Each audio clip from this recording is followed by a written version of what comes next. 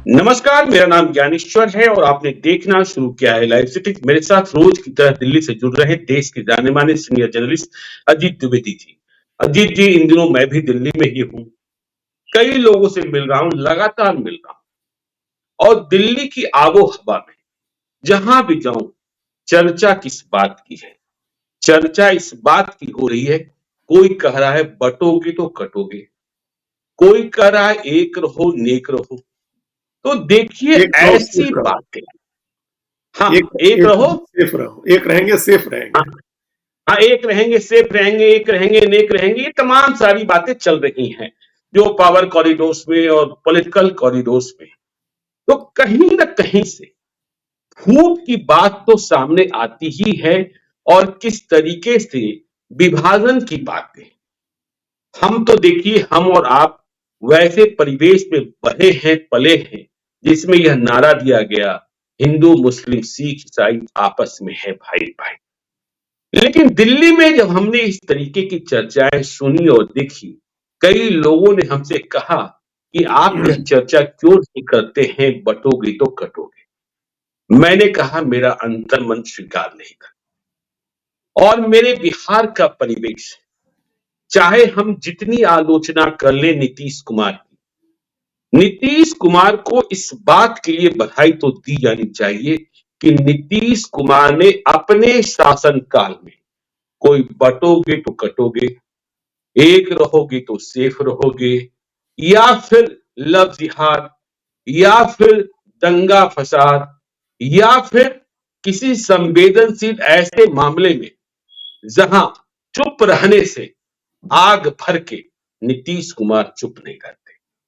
हमारे यहां कोई हिंदू मुस्लिम की बात नहीं कर सकता है, हिंदू मुस्लिम के झगड़े की बात नहीं कर सकता। और उत्तर प्रदेश की हवा देख लें, दिल्ली की हवा देख लें, महाराष्ट्र में तो अभी चुनाव ही हो रहे हैं और किस तरीके से वहां नारा गूंजा, झारखंड में भी। लेकिन नीतीश कुमार की सेहत चाहे जैसी हो, और इसमें हम लालू यादव की भी मिसाल देना चाहते हैं। भले ही वह MY की राजनीति करते हैं, लेकिन हिंदू मुस्लिम आपस में झगड़ा कर ले, इस बात की रजामंदी वह भी नहीं दे सकता। और नीतीश कुमार, इस कारण ही नीतीश कुमार के प्रति मुसलमान आज भी संवेदनशील रहते हैं और वह मानते हैं कि नीतीश कुमार के नेतृत्व में वोट दे न दे, बीजेपी के साथ हो जाते हैं नीतीश कुमार, तो मुसलमानों की कंजूसी जाहिर तौर पर स्वाभाविक है। लेकिन नीतीश कुमार ने जब कभी बीजेपी के नेता भी बिगड़े तो उन्हें रोका है, उन्हें टोका है, और बिहार को सांप्रदायिक आग की भट्टी में नहीं जलने दिया। बिहार के किसी हिस्से में चले जाएंगे, वहां इस तरीके के नारे आपको सुनने को नहीं मिलेंगे। देखिए, बहुत सारे लोग कहते हैं, मैं देख रहा था, वैसे लोग भी जो रोज मटन मछली मुर्गा भात खाते हैं, वह कह रहे थे कि दूसरे की दुकानों से कुछ भी सामान न खरीदें। जब उनसे कोई पूछ दे कि आप रोज मुर्गा मुसल्लम कहां से खरीद रहे हैं, तो जवाब नहीं मिले। तो बिहार में सांप्रदायिक सौहार्द की मिसाल। और देखिए, चाहे कुछ भी हो, बिहार ने आज तक भाजपा को सफल नहीं होने दिया। अकेला राज्य जहां बिहार में भाजपा का मुख्यमंत्री नहीं बन पा रहा है, और बिहार में भाईचारा है। कभी आपने सुना लव जिहाद? आप भी तो आते हैं, और हमने आपने तो देखिए ऐसे ऐसे नेताओं की, ऐसे ऐसे सांसदों की कहानी सुनी है। कल ही हम डॉक्टर श्री कृष्ण सिंह की बात कर रहे थे। मैं कल रात कहीं बैठा था, आप ही के क्षेत्र के सांसद हुआ करते थे कमला मिश्र मधुकर, 4 दफे सांसद रहे। कोई कहानी हमें बता रहा था, कमला मिश्र मधुकर ने यह कहा था कि जब मैं मरूं और मेरी जेब में चवन्नी न मिले, तो मैं मानूंगा कि मेरी जिंदगी सफल हो गई। और ऐसा ही हुआ था। यह तो उनकी पत्नी थी कि उन्होंने बच्चों की परवरिश कर दी, बच्चों को पढ़ा दिया कि वह आज काम के लायक है। पीताम्बर सिंह, आप ही के इलाके से, कहते हैं कि वह अपनी पत्नी का मोतियाबिंद का ऑपरेशन कराते ही रहे। सांसद रहे, सब कुछ रहे, इतने बड़े नेता रहे, कि हर बार जब मोतियाबिंद के ऑपरेशन की बात होती थी, छोटा सा ऑपरेशन था, वह कहा करते थे सिवान से आता हूं, छपरा से आता हूं, इसके बाद मोतियाबिंद का ऑपरेशन करा दूंगा, और नहीं ही करा पाए। देखिए बेगूसराय के सांसद सूरज दा के बारे में लोग कहते हैं कि जब उनका निधन हुआ, कितने दफे वह एमएलए रहे, कितने दफे सांसद रहे, लेकिन जब उनका अंतिम जब उन्होंने प्राण त्यागा और शरीर उनके घर पर था, शव उनके घर पर था, तो घर की स्थिति ऐसी थी कि टाट का ही घर। तो बिहार एक मिसाल रहा है। नीतीश कुमार की दूसरी खूबियों के बारे में आप कह ही रहे थे कि देश के बाकी हिस्सों में मुफ्त की रेवड़ी बांटने की होड़ लगी है। शुरुआत भले अरविंद केजरीवाल ने की हो, लेकिन न आज भाजपा, न बीजेपी, न कांग्रेस यह कह सकती है कि वह नहीं बांट रही है। तो हम बिहार की बात करें, और बटोगे तो कटोगे, एक रहोगी तो सेफ रहोगे। बिहार में ऐसा क्यों नहीं हो पाता है? बिहार की नेतृत्व शक्ति और बिहार के लोगों की जो पहचान है, इस बारे में अजीत जी आप क्या सोचते हैं? क्या बिहार में कभी सांप्रदायिक ताकतों को जगह नहीं मिलेगी? ज्ञानेश्वर जी, एक दो बातें जो पहले आपने कही ना, जो अभी जो नारे चल रहे हैं कि बटोगे तो कटोगे, एक रहेंगे, सेफ रहेंगे, फिर इसके काउंटर करने के लिए जो नारे आए, जुड़ेंगे तो जीतेंगे, इस तरह के जो नारे बने, कभी भी इस तरह के नारों की जरूरत बिहार में नहीं पड़ी है। न बांटने वाले नारों की पड़ी है, न जोड़ने वाले नारों की पड़ी है। क्योंकि जब बांटने वाला नारा नहीं चलेगा तो जोड़ने वाले नारे की जरूरत नहीं रहेगी। आप, ये सबसे बड़ी बात है, ये सबसे बड़ी सफलता है अभी तक जो बिहार की लीडरशिप रही है उसकी, कि उसमें कभी भी बांटने वाले नारों की जरूरत नहीं पड़ी, इसलिए जोड़ने वाले नारों की भी जरूरत नहीं पड़ी। बिल्कुल, ये एक बड़े महान कवि हुए सुदामा पांडे धूमिल, लोग जानते हैं उनको, जिन लोगों ने भी पढ़ा है जनतंत्र के बारे में, चूंकि सबसे ज्यादा उन्हीं की कविताएं दुष्यंत कुमार के बाद कोट की जाती हैं, उनके वन लाइनर्स भी बड़े महत्वपूर्ण होते हैं। उनका एक वन लाइनर है कि जनतंत्र एक ऐसा तमाशा है जिसमें मदारी की जान उसकी भाषा में बसती है। तो भाषा जो है, ये जो जनतंत्र का तमाशा है, इसमें मदारी अपनी भाषा से कमाल दिखाता है। तो ये इसी भाषा का कमाल है। वो जॉर्ज ऑरवेल ने भी कई चीजें लिखी हैं कि राजनीति में भाषा कितनी महत्वपूर्ण है। उन्होंने तो इस पर 2 लंबे लेख लिखे, इंग्लिश लैंग्वेज और लंदन की पॉलिटिक्स पर, और व्हाई आई राइट। तो वो चीजें अपनी जगह हैं, लेकिन भाषा का इस्तेमाल सारे नेता बड़ी होशियारी से करते हैं। ये भाषा का ही इस्तेमाल है कि बटोगे तो कटोगे। आपने एक अनुप्रास बनाया और एक बड़ा मैसेज डिलीवर किया, लेकिन अब लगा कि ये एक नकारात्मक नारा हो जाएगा, तो इसके बरक्स ये योगी आदित्यनाथ ने नारा दिया, तो इसके मुकाबले प्रधानमंत्री नरेंद्र मोदी ने कहा कि इसी को उसके मतलब एक एक्टिव वॉइस में था, एक पैसिव वॉइस में हुआ कि हम कह दें कि एक रहेंगे तो सेफ रहेंगे। ये उतना थोड़ा कम उत्तेजक नारा है। इस तरह के नारे बिहार में नहीं आते हैं, न चलते हैं, न आते हैं। कुछ लोग अजीत जी यह भी कह रहे थे दिल्ली में कि योगी आदित्यनाथ के नारे को फेल करने के लिए, कि योगी की आवाज देश भर में गूंजने लगी है, तो टीम मोदी ने एक दूसरा नारा गढ़ा ताकि योगी का नारा दब जाए और मेरा नारा अधिक बढ़ जाए, लेकिन ऐसा हो नहीं पाया। हाँ, तो ये इंटरनल पॉलिटिक्स है, बीजेपी की अपनी इंटरनल पॉलिटिक्स है, खासतौर से उत्तर प्रदेश की पॉलिटिक्स है, क्योंकि महाराष्ट्र में नेताओं ने इसको हाथों हाथ लिया। महाराष्ट्र, उत्तर प्रदेश में एक पॉलिटिक्स चली, योगी आदित्यनाथ ने नारा दिया तो केशव प्रसाद मौर्य ने आगे आकर के कहा कि हम प्रधानमंत्री का जो नारा है, एक रहेंगे, सेफ रहेंगे, हम लोग वो कहेंगे। केशव प्रसाद मौर्य ने उस पर कोई कमेंट नहीं किया, वो नारा दोहराया नहीं जो योगी का नारा था। लेकिन महाराष्ट्र में चाहे देवेंद्र फडणवीस हो या एकनाथ शिंदे हो, वहां भी कुछ लोगों ने विरोध किया, जैसे अशोक चौहान, पंकजा मुंडे या अजीत पवार ने। लेकिन देवेंद्र फडणवीस और एकनाथ शिंदे ने कहा कि ये नारा लोग समझ नहीं पा रहे हैं, ये बहुत बड़ा नारा है, जैसे इसके पीछे कोई बहुत बड़ा विचार हो, कोई बहुत बड़ी दृष्टि हो। जबकि ऐसा नहीं है, इसके पीछे कोई बड़ी दृष्टि नहीं है। आप एकजुट, वो नारा भी लगा था ना, देश के गद्दारों को गोली मारो, उस तरह वो एक नारा लगाई। भड़काऊ उत्तेजक नारे होते हैं, इसके पीछे कोई बड़ी दृष्टि नहीं है।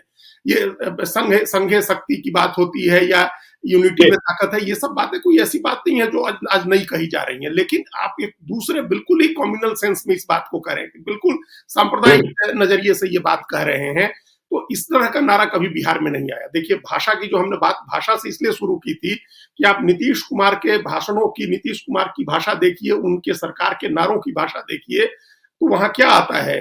वहां बिहार में बाहर है नीतीश कुमार है, वहां कहीं कोई किसी को ह्यूमिलिएट करने वाला या किसी के को ऑफेंड करने वाला नारा नहीं होता। सुशासन बाबू है नीतीश, न्याय के साथ विकास, न्याय के न्याय के साथ साथ विकास। हम वही कह रहे थे कि सुशासन उनका नारा था, न्याय के साथ जी विकास की बात थी। कहीं भी डिवाइसिव बात नहीं है, विभाजनकारी बात नहीं है, कहीं भी भड़काऊ बात नहीं है, कहीं भी उत्तेजक बात नहीं है, अपने फायदे के लिए भी नहीं है, दूसरे का नुकसान करने के लिए भी नहीं है। तो सुशासन की बात होती है, गुड गवर्नेंस की बात होती है, न्याय के साथ जी विकास की बात होती है, बाहर की बात होती है, ये तमाम बातें होती हैं, लेकिन बंटवारे की बात नहीं होती, विभाजन की बात नहीं होती है। जबकि बिहार वो राज्य है, उन राज्यों में है, देश के उन राज्यों में है जहां जी मुस्लिम आबादी 15% से ज्यादा है। कम ही राज्य बिल्कुल देश में ऐसे जो कुछ उत्तर पूर्व के या मतलब लक्षद्वीप और जम्मू कश्मीर टाइप के राज्यों को छोड़ दें तो 17% 18% मुस्लिम आबादी वाला राज्य है बिहार। तो इसके बावजूद कोई विभाजनकारी एजेंडा नहीं चलता है। इसके बावजूद 1990 के बाद कोई बड़ा दंगा नहीं हुआ पिछले 34-35 बिल्कुल साल में बिहार में। तो ये एक बड़ी सफलता है सामाजिक न्याय की राजनीति की। इसके पीछे लालू यादव का भी हाथ है और इसमें नीतीश कुमार का भी हाथ है, समाजवादी राजनीति का भी हाथ है। और हम तो ये कहेंगे कि भारतीय जनता पार्टी का जो नेतृत्व रहा है, कम से कम सुशील मोदी का जो नेतृत्व रहा, सुशील मोदी की जो लीडरशिप रही, उस लीडरशिप के ने भी उसी पॉलिसी को आगे बढ़ाया जिस पॉलिसी पर जो सामाजिक न्याय की पार्टियां थी वो राजनीति कर रही थी। सुशील मोदी के बारे में कोई ये नहीं कह सकता है कि वो कम्युनल राजनीति करते थे, कभी नहीं करते थे। और बीजेपी का भी मौजूदा लीडरशिप भी हमको नहीं लगता है कि कर रहा है। मान लीजिए सम्राट चौधरी को भी हमने नहीं सुना कि वो भड़काऊ और उत्तेजक बातें कर रहे हैं। एक आध नेता जरूर है जिनकी अपनी पॉलिटिक्स है, जिन्होंने अपनी छवि, जो खुद ही अपनी उस बनाई छवि में कैद हो गए हैं, उनको पता है कि उसका कोई बहुत फायदा नहीं है, बहुत लाभ नहीं है उनका उसका, लेकिन अपनी ही बनाई छवि में कैद हो गए हैं। तो उनको मुस्लिम आबादी और उस बारे में बात करनी होती है। वो अपवाद के तौर पर है नेता। हम जितने बड़े नेताओं को जानते हैं, मंगल पांडे को ले लीजिए जो प्रदेश अध्यक्ष रहे हैं, गोपाल नारायण सिंह को ले लीजिए, मोहन सिंह को ले लीजिए, नित्यानंद राय को ले लीजिए, संजय जायसवाल को ले लीजिए, हमने नहीं सुना है कि कोई भी नेता चाहे बीजेपी के जेडीयू के साथ रहा हो या नहीं रहा हो, कम्युनल बात नहीं करता है। वहां बीजेपी का भी लीडर नहीं करता है, क्योंकि ये बिहार की तासीर है, ये बिहार की तासीर है और भारत की भी तासीर ऐसी ही रही है। आप ये नारे जहां चल रहे हैं वहां चल रहे हैं, कुछ राजनीतिक लाभ लेने के लिए ये नारे चले, अलग चीज है, लेकिन धर्म के आधार पर राजनीति, धर्म के आधार पर शासन इस देश में कभी नहीं चला है। जिसने भी करने और आपने कहा जी आपने कहा कि देखिए 1990 के बाद बड़े दंगे नहीं हुए। जब दंगों की कोशिश हुई छोटे छोटे, सासाराम, बिहार शरीफ, औरंगाबाद, हमने नीतीश कुमार को यह समझा और देखा है कि उन दिनों में नीतीश कुमार रात रात भर जगा करते हैं। और पुलिस और प्रशासन की बात छोड़ दीजिए कि डीजीपी को वे क्या कहते हैं, चीफ सेक्रेटरी को क्या कहते हैं, आईटी को क्या कहते हैं, वे उन इलाकों में प्रत्येक बुद्धिजीवी को जिनकी जरूरत है शांति बहाली के लिए, नीतीश कुमार रात को 12 बजे भी फोन करते हैं, 2 बजे भी फोन करते हैं कि देखिए आपके यहाँ कुछ लोग गड़बड़ कर रहे हैं। हमेशा शब्द यही होता है, कुछ लोग गड़बड़ कर रहे हैं। कभी वे यह नहीं कहते कि समूह गड़बड़ कर रहा है, कुछ लोग गड़बड़ कर रहे हैं और यह ठीक नहीं है और इसमें आपकी भूमिका होनी चाहिए शांति बहाली की। तो जब कभी ऐसी छिटपुट घटनाएं हुई है, नीतीश कुमार को लोगों ने यह महसूस किया। रात के 2-2 बजे उन्होंने फोन किया है लोगों को, गांव में, ब्लॉक में, पंचायतों में नंबर पता करके अपने पुराने लोगों को, अरे आप क्या कर रहे हैं, आपके इलाके में ऐसा हुआ है, आप निकलिए घर से, शांति बहाल कीजिए। यह उनकी यूएसपी तो है ही।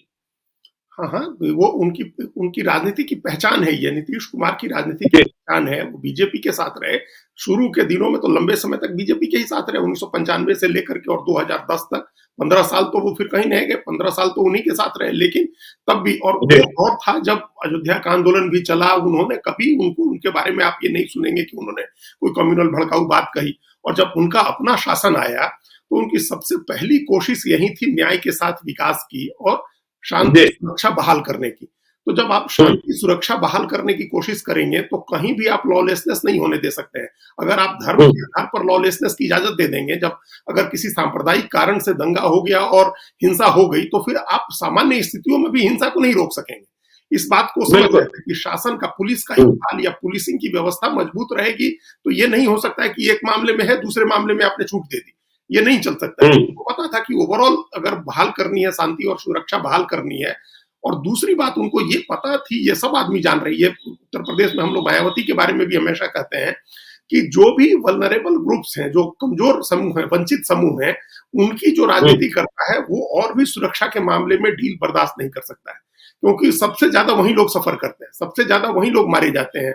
इस दंगे होते हैं तो गरीब ही सबसे ज्यादा सफर करता है। अमीर को क्या नुकसान हो रहा है इसमें? उसके बच्चे थोड़े लड़ने जा रहे होते हैं। जो गरीब हाँ बिल्कुल। बच्चे लड़ने जा रहे होते हैं। दंगों में जो दुकानें जलाई जाती हैं, जो छोटे छोटे खोमचे और रेहड़ियां जलती हैं या टूटती हैं, जिनको नुकसान होता है, बाजार बंद होने से जो रोज के मजदूर कामगार हैं उनका नुकसान होता है, तो वो तो बड़ा वर्ग है जिसके बारे में सोचने का काम नीतीश कुमार उसी की राजनीति कर रहे थे। तो अति पिछड़ा हो, महादलित हो, जो समाज सबसे वंचित था, जो सबसे ज्यादा वल्नरेबल ग्रुप्स थे, उनकी सुरक्षा की जिम्मेदारी भी नीतीश कुमार के ऊपर थी। और एक जो अपनी जो वैचारिक उनका एक आधार उन्होंने शुरू से बनाया, एक विनम्र नेता की, एक अच्छे नेता की, भले नेता की जो एक छवि उन्होंने बनाई, उसकी रक्षा के लिए भी जरूरी था कि समाज में हिंसा नहीं हो, किसी भी तरह की हिंसा नहीं हो, सांप्रदायिक नहीं हो, गैंगवार ना हो, आपराधिक नहीं हो, डकैतियां नहीं हो, अपहरण नहीं हो। ये सब उनकी पूरी राजनीति का हिस्सा रहा है, ये सारी चीजें राजनीति का हिस्सा रही। और इसके लिए उनको अलग से कुछ कहने की जरूरत नहीं होती। हम यही बात कह रहे थे शुरू में कि उनको कभी भी ये कहने की जरूरत नहीं हुई कि आप सब लोग एक होकर के रहिए, इसलिए नहीं जरूरत थी क्योंकि अपने शासन में उन्होंने बांटने वाली बात नहीं होने दी। इसलिए बिहार की राजनीति की शब्दावली में ये बातें नहीं आई कि जुड़ेंगे तो जीतेंगे, ये भी नहीं आई, क्योंकि विभाजन ही नहीं हुआ उस तरह का कि ये कहने की जरूरत हो कि जुड़ेंगे तो जीतेंगे। देखिए, नीतीश कुमार तो बीजेपी के साथ ही पॉलिटिक्स करते रहे लंबे समय तक, ज्यादा समय तो बीजेपी के ही साथ रहे, पिछले अब 1995 से लेकर के अभी तक। नहीं अजीत जी, हमने यह भी देखा कि जब छिटपुट घटनाएं घटी सांप्रदायिक, तो चाहे बीजेपी रही, बीजेपी के कई नेता भी जेल भेजे गए और नीतीश कुमार ने, और देखिए कभी कभी वो सोशल मीडिया पर भड़कते भी है, तो देखिए वो यह कहते हैं, जब आप बात करेंगे 1 to 1, लोग दिन भर हिंदू मुस्लिम करते रहता है, ये बात ठीक नहीं है, ये बात ठीक नहीं है। तो उनकी पीड़ा यह रहती है कि नहीं, हिंदू अलग मुस्लिम अलग, यह देश के लिए तो ठीक नहीं है। ये वही कह रहे थे हम, ये उनकी राजनीति का कोर है, इसी पर उन्होंने राजनीति की है। 30 साल बीजेपी के साथ रहे, बीच में 3-4 साल हटा दीजिए तो वो 30-25 साल लगातार बीजेपी के साथ रहे। 1995 से 2024 के बीच में 3-4 साल हटा दीजिए तो वो 25 साल बीजेपी के साथ रहे। तो कभी भी ये नहीं लगा कि वो बीजेपी के साथ हैं तो बीजेपी वो वाली पॉलिटिक्स कर रही है जो वो उत्तर प्रदेश में कर रही है, पड़ोस का राज्य। इसके बावजूद उत्तर प्रदेश की राजनीति की छाया नहीं आई बिहार की राजनीति पर, और किसी उस तरह की शब्दावली का इस्तेमाल उन्होंने नहीं होने दिया अपने समय में बिहार की राजनीति में। और इसका नतीजा ये हुआ कि आज नीतीश कुमार ये कहने की स्थिति में होते हैं, आज भी कहीं मंच से खड़े होते हैं, प्रधानमंत्री के मंच से भी वो बात ये कह सकते हैं कि हमने तो सबके लिए किया है, हमने तो हिंदू मुसलमान सबके लिए किया है, किसी योजना में कभी कोई भेदभाव नहीं हुआ। वैसे अभी भारत सरकार की योजनाओं में भी कोई भेदभाव, धर्म के आधार पर भेदभाव नहीं है, लेकिन उन्होंने कोई ऐसी योजना प्लान नहीं की, कोई ऐसा कानून नहीं बनाया जिसमें कोई भेदभाव होता हो किसी भी जाति धर्म के लोगों के साथ। तो सरकार में बीजेपी सरकार में साथ होती है, और नीतीश कुमार चाहे अल्पसंख्यक विद्यालय हो, चाहे मदरसा हो, चाहे कब्रिस्तानों की घेराबंदी हो, उसके बारे में खुलकर फैसला करते हैं। इसमें कहीं कोई शक ये नहीं कि हाँ बीजेपी वाले क्या सोचेंगे, क्या करेंगे, कौन नेता क्या बोलेगा, जो उनका मन होता है, जो उनकी विचारधारा है, वो उससे सहमत रहते हैं। तो उनको लगता है बिहार के 14 करोड़ लोगों के लिए उनको काम करना है। मान लीजिए आप देखिए पटना या हम लोग जाते हैं, जो हज हाउस देखते हैं, हज भवन बना हुआ है, तो कोई दिक्कत थोड़ा नीतीश कुमार को बनवाने में कि हज हाउस बन जाए या कब्रिस्तानों की घेराबंदी हो जाए। या नीतीश कुमार को कभी इसमें भी दिक्कत नहीं हुई कि वो इफ्तार में गए और उन्होंने गमछा रखा और टोपी पहनी, उनको इसमें कोई दिक्कत नहीं, कभी भी दिक्कत नहीं रही नीतीश कुमार को। तो ये उनकी राजनीति का कोर रहा है। 2020 में देखा ना जी कि जब कोई मुस्लिम विधायक मिला नहीं, कोई जीता ही नहीं था, तो जमा खान को बीएसपी से लाए और मंत्री बनाया उन्होंने। और अभी भी एमएलसी भेजना हुआ तो अपने साथ साथ वो एक मुस्लिम एमएलसी बनाया उन्होंने। उनको कोई इसमें परेशानी नहीं रहती है। ये अलग बात है कि नीतीश कुमार के राजनीति के इस पक्ष की मार्केटिंग नहीं होती है, या किसी भी पक्ष की मार्केटिंग नहीं होती है। नीतीश कुमार की अभी आज के तारीख में जो सबसे बड़ी कमजोरी है नीतीश कुमार की पार्टी की, नीतीश कुमार की सरकार की और नीतीश कुमार की ब्रांडिंग नहीं की उन्होंने, अपने किसी भी खूबी बिल्कुल उसका प्रचार नहीं किया देश भर में उन्होंने। नहीं तो उनकी राजनीति के जितने अच्छे तत्व हैं, देखिए आज हम और एक बार जब ब्रांडिंग की प्रशांत किशोर ने, तो 2015 में क्या हुआ, नरेंद्र मोदी भी गिर पड़े, अमित शाह भी गिर पड़े, औंधे मुंह गिर पड़े। जब नीतीश कुमार की ब्रांडिंग हुई 2015 में, तो अश्वमेध रथ के घोड़े को बिहार ने रोक ही दिया था ना। रोक दिया, 2014 के अगले ही साल में रोक दिया था। जिस साल अश्वमेध हाँ, रथ घोड़ा चला उसके अगले ही साल रोक दिया। जब बिल्कुल पॉपुलैरिटी नरेंद्र मोदी की, तब बिहार में जाकर के उनका घोड़ा रुक गया था, जबकि उसके पहले वो लगातार चुनाव जीते, लोकसभा जीते, महाराष्ट्र जीते, हरियाणा जीते, झारखंड जीते, उसके बाद तब बिहार आए थे लड़ने, और बिहार में उनका अश्वमेध का घोड़ा रुक गया था। नीतीश, यहाँ दिल्ली की बात दूसरी थी, बिहार जैसे राज्य में तो वो एक ब्रांडिंग की जरूरत होती है नीतीश कुमार को। जैसे नीतीश कुमार की जितनी बातें, जितनी चर्चा उनकी निगेटिव हो जाती है, उनकी सेहत की जितनी चर्चा हो जाती है, वो पैर छू लिए इसकी जितनी चर्चा हो जाती है, उन्होंने ऐसा अमुक आदमी को कह दिया इसकी जितनी चर्चा हो जाती है, उसके 5% के बराबर उनकी उपलब्धियों की चर्चा नहीं होती है। हमने आज एक फिगर देखा है, आपकी नजर में भी हो सकता है आया हो, बिजली को लेकर के अभी हमने देखा सोशल मीडिया पे, एक्स पर, कि 2016 में बिहार में 59% लोगों को बिजली का एक्सेस था, और बिजली की उपलब्धता 8 घंटे 10 घंटे से ज्यादा नहीं थी, 8 घंटे से भी कम थी उपलब्धता औसतन, और 59% को एक्सेस था, और उस समय 99% एक्सेस केरल में था। आज की तारीख में अगले 8 साल में उन्होंने ये कर दिया कि आज 96% बिहारियों को के बिजली का एक्सेस है, 96% को, और बिजली की उपलब्धता केरल के मुकाबले बेहतर है। अब आप सोचिए ये कितनी बड़ी उपलब्धि है। प्रधानमंत्री हर आपने सभा में कहते हैं कि हमने बिहार, देश के हर आखिरी गांव में बिजली पहुंचा दी।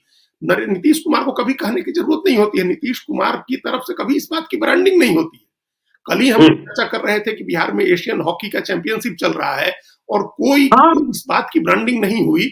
हमने आज देखा, पता नहीं हम लोग के कहने के बाद हुआ या पहले से तैयारी चल रही थी, जनता दल यूनाइटेड ने एक एक्स पर वीडियो डाला है, अभी से 17 घंटे पहले डाला गया है वो वीडियो। उस वीडियो में दिखाया गया है कि बिहार बदल रहा है और राजगीर के उस टूर्नामेंट के बारे में बताया गया है, लेकिन उसमें भी आधे मिनट से कुछ ज्यादा का वो वीडियो है। नीतीश कुमार की सिर्फ एक झलक आती है, मतलब हमको लगता है कि पूरा एक फ्रेम नहीं है, 24 फ्रेम का जो एक दृश्य बनता है वो 24 फ्रेम का भी दृश्य नहीं है, मतलब एक झलक आती है और खत्म हो जाती है। किसी दूसरे स्टेट में अगर ये हो रहा होता तो मुख्यमंत्री के नाम का डंका बज रहा होता, सिर्फ मुख्यमंत्री दे रहा होता, लेकिन जनता दल यूनाइटेड के एड में भी नीतीश कुमार नहीं दिखाई दे रहे हैं, सिर्फ एक झलक आती है और खत्म हो जाती है। मतलब बिहार पहले है, बिहार में जो टूर्नामेंट हो रहा है वो पहले है, उसकी मार्केटिंग हो रही है, उसकी ब्रांडिंग हो रही है। तो ये नीतीश कुमार की, ऐसा नहीं है कि बिहार के लोग इस बात को नहीं जानते हैं। नीतीश अगर नहीं जान रहे होते तो नीतीश कुमार को इतने समय से नहीं चुन रहे होते, या आज स्थिति ये न होती कि बीजेपी को भी नीतीश कुमार पर ही निर्भर होना है और राष्ट्रीय जनता दल को भी नीतीश कुमार पर ही निर्भर होना है। लालू यादव भी नीतीश कुमार पर ही निर्भर है कि सत्ता नीतीश कुमार दिलवाएंगे, और नरेंद्र मोदी भी निर्भर है कि नीतीश कुमार सत्ता दिलवाएंगे। तो ये जो उनकी बनी है उसके पीछे उनकी ये राजनीति है। अपना जो उन्होंने सांप्रदायिक राजनीति का विरोध किया या आने ही नहीं दिया बिहार में, उसके पैर नहीं जमने दिए उन्होंने। एक वो स्थिति हो, विकास की राजनीति की, विकास का काम किया, उसका बहुत ढिंढोरा नहीं पीटा उन्होंने। अपनी एक छवि आम गरीब लोगों के लिए काम करने वाले नेता की बनाई, उसका भी ढिंढोरा नहीं पीटा उन्होंने।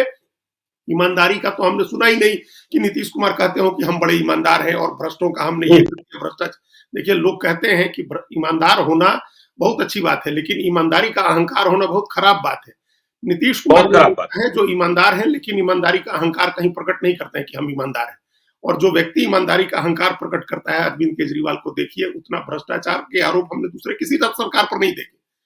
अपने ही अभी उनके एक मंत्री पार्टी छोड़ करके गए, कैलाश गहलोत, और अभी पार्टी उनको भ्रष्ट साबित करने में लग गई कि वो भ्रष्ट थे और ईडी सीबीआई के डर से गए। भाई, कल तक तो तुम्हारे साथ थे तो ईमानदार थे, आज चले गए तो तुम कह रहे हो कि भ्रष्ट थे और चले गए ईडी सीबीआई के डर से। तो ईमानदारी का डंका पीट रहे हैं और बेईमानी के आरोप में पकड़े जा रहे हैं। ये नीतीश कुमार के यहाँ नहीं हुआ, वो ईमानदारी का डंका भी नहीं। अभी आपने जो अजीत जी ब्रांडिंग की बात की, देखिए इस मामले में नीतीश कुमार बहुत ही पुअर है। आप देखिए, अमित शाह, नरेंद्र मोदी, जेपी नड्डा एक ट्वीट करें, इतना रीट्वीट सारे बीजेपी वाले रीट्वीट करने लगे। नीतीश कुमार तो एक्स पर एक्टिव ही नहीं रहते, ठीक है, उनके जो फॉलोअर्स बने हैं, बनाए गए हैं, वो बने हुए हैं। और देखिए, उनकी पार्टी के नेता और मंत्री भी देखिए नीतीश कुमार को बहुत प्रमोट करने में नहीं लगे रहते हैं आजकल। एक अशोक चौधरी को छोड़ दीजिए जो खुले तौर पर कहते हैं मानस पिता है, और भी संसद भी कराते हैं, गांधी मैदान की रैली की तैयारी भी कर चुके हैं। तो यह जो आंतरिक कमजोरी है ना नीतीश कुमार के लिए, यह बेहद खतरनाक है। जो भी आपने कहा ना, जितना काम वे करते हैं या जितना काम उन्होंने किया है, देखिए, हम उड़ीसा की बात करें, नवीन पटनायक की बात करें, वो चुनाव भले हार गए, लेकिन नवीन पटनायक की सेहत को लेकर उतनी चर्चा कभी नहीं हुई। नवीन पटनायक के फैसले, नवीन पटनायक ने हॉकी कैसे कराया, पूरी दुनिया में डंका बज गया था। लेकिन बिहार में पता नहीं इनका जो विभाग है, इनके जो लोग हैं, किस तरीके की समझ ही नहीं पाते हैं कि कहां से कहां दुनिया चली गई है। और आप जो है अपने नेता को न प्रमोट करते हैं, और देखिए दुनिया तो वही है अब कि जो दिखेगा वही बिकेगा। एक बार नारा आया, एक बार नारा आया बिहार में बाहर है नीतीश कुमार है, प्रशांत किशोर आ गए और पूरा माइंडसेट ही चेंज कर दिया। हाँ, तो उस कॉन्टिन्यूअस उस तरह के विज्ञापन की, उस तरह के प्रचार की कॉन्टिन्यूअस जरूरत होती है राजनीति में। हैमर करना होता है, नैरेटिव क्रिएट करना होता है, नैरेटिव सेट करना होता है, माइंड कंट्रोल करने के लिए कई चीजें झूठी कही जाती हैं। यहाँ तो नीतीश कुमार को कुछ भी झूठ नहीं कहना है। पॉलिटिक्स में जिनको वर्चू कह सकते हैं, जिनको सबसे महत्वपूर्ण और सबसे अच्छा गुण कहते हैं, वो सारे गुण नीतीश कुमार में, उनकी सरकार में भी है कि वो ईमानदार हैं, उन्होंने परिवारवाद नहीं किया है, उनकी सरकार में भी भ्रष्टाचार के आरोप नहीं लगे हैं, वो सुशासन की बात करते हैं, सबके लिए विकास न्याय की बात करते हैं, न्याय के साथ विकास की बात करते हैं। महिलाओं के लिए जो उन्होंने उस पहले टर्म में जिस तरह के फैसले किए, उन्होंने एक दूरदृष्टि वाले फैसले होते हैं। तो राजनीति में तो कितने नेता हैं जिनमें ये सारे गुण हैं, जो परिवारवाद भी नहीं कर रहे हैं, ईमानदार भी हैं, विकास के काम का विजन भी है, जिनके पास दृष्टि है, करने की चीजों को बदलने की क्षमता भी है, जिनमें ऐसा कोई नहीं करता है, ऐसा बहुत कम नेता है। और जो है उनकी ऐसी ब्रांडिंग है टॉप लेवल की कि वो लगता है कि ग्लोबल लीडर है। और नीतीश कुमार का सारा नेतृत्व बिहार में सिमट के रह गया। बिहार में लोग जानते हैं, बिना प्रचार के भी लोग जानते हैं, क्योंकि जब आप काम करेंगे लोगों के लिए और लोग उससे लाभान्वित हो रहे हैं तो उसका प्रचार करने की जरूरत नहीं है। उनको पता है कि ये लाभ मिल रहा है तो नीतीश कुमार की वजह से मिल रहा है, शांति बनी हुई है तो नीतीश कुमार की वजह से बनी हुई है, ऑर्गेनाइज क्राइम खत्म हुआ है तो नीतीश कुमार की सरकार का इकबाल है। ये सब चीजें लोग जान रहे हैं, इसलिए बिहार में लोग वोट दे देते हैं। लेकिन बिहार के बाहर क्या हुआ जेडीयू का? जेडीयू एक समय ऐसी पार्टी थी जिसको झारखंड में जिसके 6 विधायक थे, जो जिसकी में मजबूत राजनीति थी। अरुणाचल प्रदेश आप ही बताते थे ना कि मुंबई में चर्चा, आप ही बताते थे मुंबई में चर्चा होती थी नीतीश कुमार को लेकर, बड़े कॉर्पोरेट्स के बीच में चर्चा होती थी। लोगों की उम्मीद थी कि वो नरेंद्र मोदी के विकल्प हैं, इस रूप में उनको देखा जाता था। अंग्रेजी हिंदी बोलते हैं, बढ़िया भाषा जानते हैं, अच्छे विनम्र और पढ़े लिखे नेता हैं। और मणिपुर में पिछले चुनाव में भी उनकी पार्टी के 5 विधायक जीत गए थे, अरुणाचल प्रदेश में 6 विधायक जीतते थे उनके। और आज देखिए एक पार्टी है एनपीपी, पीए संगमा ने पार्टी बनाई थी, आज कॉनरेड संगमा उनके मुख्यमंत्री हैं मेघालय के, वो राष्ट्रीय पार्टी है। आपको पता है, नाम पूछिए, लोग जानते नहीं है एनपीपी का, नहीं जानते। एनपीपी राष्ट्रीय पार्टी है क्योंकि राष्ट्रीय पार्टी का जो क्राइटेरिया है वो फुलफिल कर देती है वो पार्टी। अरुणाचल प्रदेश, मणिपुर, मेघालय मिलाकर के उसका राष्ट्रीय पार्टी का क्राइटेरिया पूरा हो जाता है। तो नीतीश कुमार भी एक समय राष्ट्रीय पार्टी हो सकते थे, जितना उनको वोट मिलता था, जितनी सीटें होती थी मेघालय में, मणिपुर में, अरुणाचल प्रदेश में, बिहार में, झारखंड में। लेकिन क्या हुआ? मैं कल रात में कई बड़े इन्फ्लुएंसर्स के साथ था, सोशल मीडिया इन्फ्लुएंसर्स के साथ, वो कहानियां बता रहे थे पॉडकास्ट के, कौन कौन लोग चाहते हैं, किस तरीके से परेशान रहते हैं कि उनकी ये बात जनता के सामने आ जाए। और वे ही सोशल मीडिया इन्फ्लुएंसर्स कह रहे थे बिहार के नेताओं को किसी बात की चिंता ही नहीं रहती है, वे पता नहीं किस घमंड में, किस अहंकार में और किस दुनिया में जी रहे होते हैं कि जिस बात का डंका पूरे देश में बजना चाहिए बिहार को लेकर, जो आपने एशियन हॉकी की बात की, या फिर बिहार की जो दूसरी चीजें हैं जिसे लेकर बिहार के बारे में जो भी हम लोग कह रहे थे कि बिहार में सांप्रदायिक सौहार्द, सांप्रदायिक मतलब सद्भावना, या नीतीश कुमार ऐसे मौके पर, या नीतीश कुमार की जितनी कहानियां हैं दुनिया को बताई जाए, इसके लिए बिहार में कोई प्रयास, उनके साथ रहने वाले लोग, उनके चेहरे को चमकाने की जिम्मेवारी रखने वाले लोग सोचते ही नहीं है इस बारे में। हाँ, ये देखिए, वो जो कहा अहंकार और से ज्यादा हमको अज्ञान लगता है कि अज्ञान है लोगों में। लोग एक तो जानते नहीं है नई तकनीक के बारे में, नई चीजों के बारे में। हम लोग क्या, कितनी देर से आएगा? इस बार अमेरिका के चुनाव को पॉडकास्ट इलेक्शन कहा जा रहा है। पूरे पॉडकास्ट, जो रोगन वहां जो सबसे बड़ा पॉडकास्टर, सबसे पॉपुलर पॉडकास्ट जिसका है, वहां गए डोनाल्ड ट्रंप, और उनकी जीत में सबसे बड़ा उसको माना जा रहा है, उसके कोई 60 मिलियन लोगों ने उसको देखा और वो जीत में बड़ी भूमिका है। बताते हैं लोग, ट्रंप के बेटे ने उनको इस बात के लिए प्रेरित किया था कि आप जाइए उनके पॉडकास्ट में। पॉडकास्ट इलेक्शन है। अगला इलेक्शन एआई इलेक्शन कहा जा रहा है। 2016 का ट्विटर इलेक्शन था, 2024 पॉडकास्ट इलेक्शन है, 2028 आगे बता रहे हैं कि एआई का इलेक्शन हो। और सोशल मीडिया की क्या ताकत है, इसको कई लोगों ने बताया डिसरप्शन भी, मतलब खराब ताकत भी, मतलब पूरा कर देने की शक्ति भी ऐसी है कि म्यांमार का सारा रोहिंग्या का क्राइसिस जो है वो फेसबुक का क्रिएट किया हुआ है, जिस पर एक अमेरिकन राइटर ने द केओस मशीन नाम से किताब लिखी है। उसने फेसबुक को द केओस मशीन कहा है, जो अव्यवस्था फैलाने वाली मशीन कहा है। तो इसकी ताकत नहीं समझ रहे हैं, बिहार में तो बिल्कुल ही नहीं जानते। इतना लोग अज्ञान है इन सब चीजों से। कह दीजिए तो करे इस पर चुनाव थोड़े होता है। उसको लगता है कि वो जमीन पर जा रहा है, मेहनत कर रहा है, ग्राउंड कनेक्ट है, लोगों के बीच है, उसकी जाति का समीकरण ठीक है तो वो चुनाव जीत जाएगा।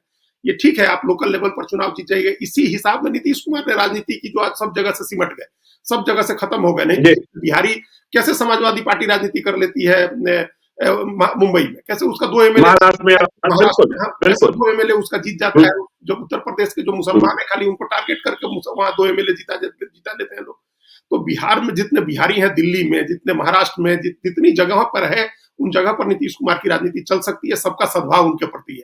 नॉर्थ ईस्ट में समाजवादी राजनीति का मजबूत आधार रहा है, नीतीश कुमार वहां राजनीति कर सकते हैं, झारखंड में कर सकते हैं, लेकिन कहीं नहीं किया। उनकी पार्टी सिर्फ बिहार में, सारे नेता सब बिहार तक सिमट के रह गए। सिर्फ नीतीश कुमार के वर्चूज उनकी खूबियां हैं, उनकी जो खासियत है, विशेषताएं हैं, जो विशिष्टताएं हैं उनके, उसको हाईलाइट करें और पार्टी का संगठन आगे लेकर के जाए, तो नीतीश कुमार के नाम पर पूरे देश में जनता दल यू की राजनीति सफल हो सकती है। मणिपुर में हो सकती है, नागालैंड में हो सकती है, मेघालय में हो सकती है, अरुणाचल प्रदेश में हो सकती है, झारखंड में, दिल्ली में, महाराष्ट्र में, बेंगलुरु में, सब जगह राजनीति सफल हो सकती है। आपका काउंसलर जीतेगा, आपका एमएलए जीतेगा, राष्ट्रीय पार्टी हो जाती जनता दल यू। लेकिन नीतीश कुमार भी अपने उसी में खोए हुए हैं कि बिहार के लिए तो हम कर ही रहे हैं। जो आज भाषण सुनिए तो कहेंगे कि अरे सब कुछ हम ही ने किया जी, हमने ये सब कर दिया, हमने अरे सब किया, लेकिन इसको जाना कौन? इसको जंगल में मोर नाचा किसने देखा? बिहार में आप चुनाव लगातार, लेकिन बिहार से बाहर क्या है? आपके जो आपके वैल्यूज हैं, जो पॉलिटिक्स में आपने वैल्यूज जो लेके आए कि परिवारवाद नहीं करना है, ईमानदारी से राजनीति करनी है, सादगी से राजनीति करनी है। केसी त्यागी हमको बता रहे थे, जब वो राज्यसभा के लिए पहली बार उनका नॉमिनेशन हो करना था, गए तो वो खाना खा के आए, हम पटना में ही थे मौर्य होटल में। तो केसी त्यागी ने कहा कि यार जब खाना आया तो हमने नीतीश जी से कहा कि अरे आप तो वृंदावन के विधवाओं वाला खाना खाते हैं। तो ये नीतीश केसी त्यागी की टिप्पणी थी। चूंकि केसी त्यागी बहुत फ्लैम्बॉयंट पॉलिटिशियन है, दिल्ली में रहते हैं और बड़ी राजनीति करते हैं। तो वहीं साग है और हरी सब्जी है, 2-3 हरी सब्जियां हैं, बिना तेल मसाले की साग है, रोटी है। तो साधारण खाना खाना, साधारण कपड़े पहनना, सादगी को जो उन्होंने सादगी की जो राजनीति, और सोचिए ऐसी छोटी छोटी चीजों की ब्रांडिंग आजकल लोग कैसे कर रहे हैं और कितने बड़े तौर पर कर रहे हैं, कितने बड़े तौर पर कर रहे हैं। सादा जीवन उच्च विचार जो कहा जाता है, तो मिसाल तो थे नीतीश कुमार की। सादा जीवन रहा हमेशा, सादा जीवन रखा है, खान पान से लेके पहनावे तक कोई दिखावा नहीं है उनकी राजनीति में। सांप्रदायिक नहीं है, ईमानदार हैं, सुशासन की राजनीति करते हैं, न्याय के साथ विकास की राजनीति करते हैं। जाति भी उनकी देखिएगा तो अखिल भारतीय जाति का प्रतिनिधित्व करते हैं। समाजवादी विचार जो है वो भी अखिल भारतीय विचार है, और राजनीति सारी सिमट के रह गई बिहार की। अब क्या, अब तो अपने समय की, अपनी राजनीति की आखिरी पारी खेल रहे हैं। लेकिन नीतीश कुमार को इतिहास बड़ी दयालुता से याद करेगा। नीतीश कुमार इतिहास में हमेशा एक बड़े और चमकते हुए नेता के रूप में दर्ज होंगे। चलिए, चमकते हुए नेता के रूप में दर्ज होंगे। देखिए, बातचीत लंबी हो गई। एक दूसरे पक्ष पर भी हम लोग को चर्चा करनी थी कि नीतीश कुमार एक ऐसे मुख्यमंत्री हैं जो रेवड़ी बांट कर चुनाव नहीं जीतते। बिल्कुल बिल्कुल, न वो अरविंद केजरीवाल हैं, न वो बीजेपी की तरह है। बीजेपी जरूर कहती है कि अरविंद केजरीवाल करते हैं, लेकिन बीजेपी खुद भी करती है, और न कांग्रेस पार्टी है। अपने काम के बूते जीतते। इस पक्ष पर भी हम लोग कभी विस्तार से चर्चा करेंगे। तो आज की बातचीत को हम यही खत्म करते हैं। चलते चलते हम अपने दर्शकों से करते हैं, यदि अब तक आपने हमारे यूट्यूब चैनल लाइव को सब्सक्राइब नहीं किया है तो जरूर कर लीजिएगा। और यदि इस वीडियो को आप फेसबुक पेज के माध्यम से पेज को लाइक कीजिएगा, हैंडल एक्स पर भी हमें फॉलो कीजिए। धन्यवाद।